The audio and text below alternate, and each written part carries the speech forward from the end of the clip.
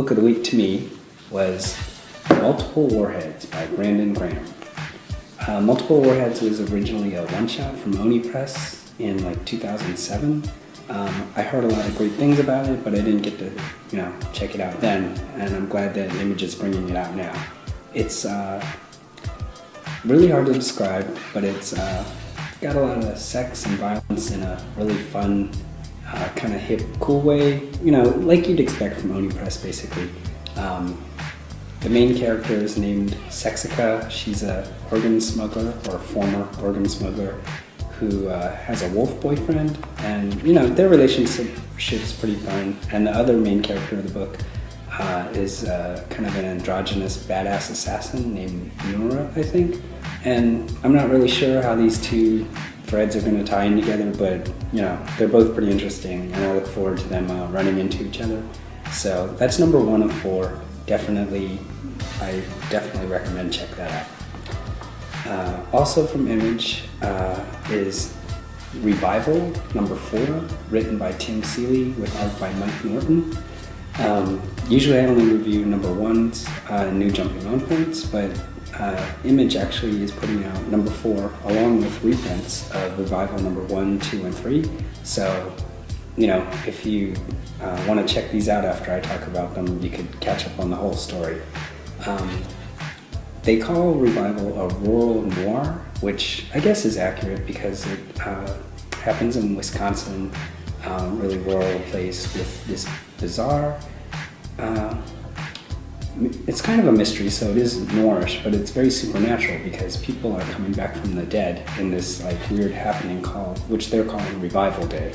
And the people that come back to life are not really like zombies because they kind of are still people and not like brainless, but and they call the populace refers to them as revivers. The thing that's really cool about Revival is all the characters in the story are really well thought out and complex, and there's also a few minority people of color characters, so it's just a really well-rounded cast with a really intriguing mystery going on. So I definitely recommend that also. So catch up on 1 through 4 Revival. Maybe in a similar vein, but not as highly recommended, Ghost number 1 from Dark Horse. I say similar to Revival because there's sort of a question as to whether someone's dead or not dead, or what exactly they are, meaning the title character Ghost, who actually I've never read a single series or appearance of, so she's sort of a mystery to me also, and apparently to herself. Kelly Sue DeConnick is the writer, and she's done some really great stuff with Marvel. She always has really good characterization, which follows suit here. But the big selling point of the book is definitely the art by Phil Noto. I love his stuff, so any chance I can get, I'll check that out. So the art's the reason to get that, but Kelly Sue DeConnick might pull it out and make the rest of the series interesting also. So another non-Marvel DC recommendation. From DC and Marvel, DC I didn't have anything new, but Marvel has a AVX one-shot, A-Babies vs. X-Babies, which as far as I can tell, it's written by Scotty Young. As far as I can tell, that probably sprung from the fact that Midtown Comics' exclusive cover of AVX was Scotty Young drawing babies, and everyone thought it was so awesomely adorable that they decided to make a series out of it. And it's got art by Guru Hiri, who's done a few Franklin Richards panels, which are really fun. I mean, they're great artists, but this is just pure fluff. But having said that, it might be more fun than AVX itself. I mean, it's just one big long, kind of the same joke the whole way through. But it's fun, so. And it's a one-shot.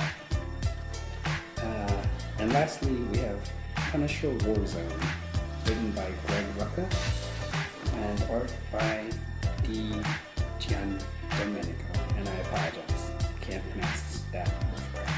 Anyway, if you enjoyed Greg Rucka's run on Punisher, which I really, really did, apparently that wrapped up and I didn't even know it, but now it's continuing, or probably ending, in this limited series, Punisher Warzone, where, as you can tell by the cover, it looks like Frank's gonna have to run in with the Avengers. The cynical side of you might say, oh boy. But, you know, it's actually pretty good. In the first issue, he tangles with Spider-Man, who kind of says, you know, what's going on with this, we should sit, or not sit, but we should, you know, put an end to Frank Castle. Not death-wise, because that would make them not heroes, but it's interesting. I mean, I want to see it out, because Greg Rucka's Punisher was really good, and I'm sorry to see him leave Marvel for that. But that's it for this week. Not much from DC and Marvel, but definitely big winners from Image. So check them out, and I'll talk to you guys next.